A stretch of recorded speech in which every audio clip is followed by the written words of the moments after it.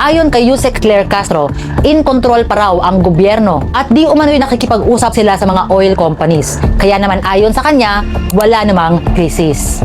This was backed up by the Department of Energy or DOE. Ayon kay Secretary of Energy Sharon Garin, we have sufficient fuel buffer na tatagal ng 50 days. Para sa DOE, hindi tayo humaharap sa isang oil supply crisis, kundi isa lang daw itong price disruption na dinidikta ng global market forces na di umano'y labas sa kontrol natin. Ngayon ay napapaisip tayo, bakit nga ba ayaw nilang gamitin ang mga salitang crisis or emergency noong una? Dahil sa batas, words have immense legal weight. Ang pagdideklara po ng state of emergency ay hindi ginagawa out of panic. Under our legal framework, declaring an emergency gives the executive branch extraordinary powers.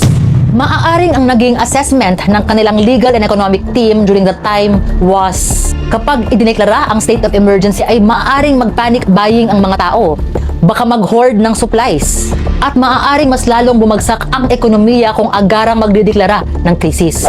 Kaya naman ang ginamit nilang term ay price disruption.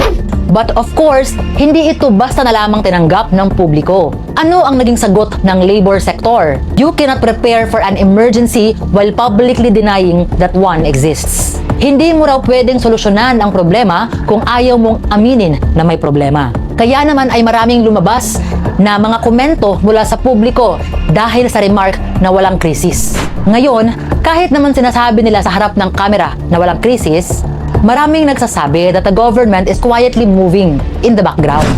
Pagsapit nga ng March 23 of 2026 ay in-announce ni Yusek Castro na nag-utos umano si PBBM na bumuo ng isang crisis committee. The goal was to ensure na hindi tayo mauubusan ng pagkain at langis. Legal chit chat on the open road.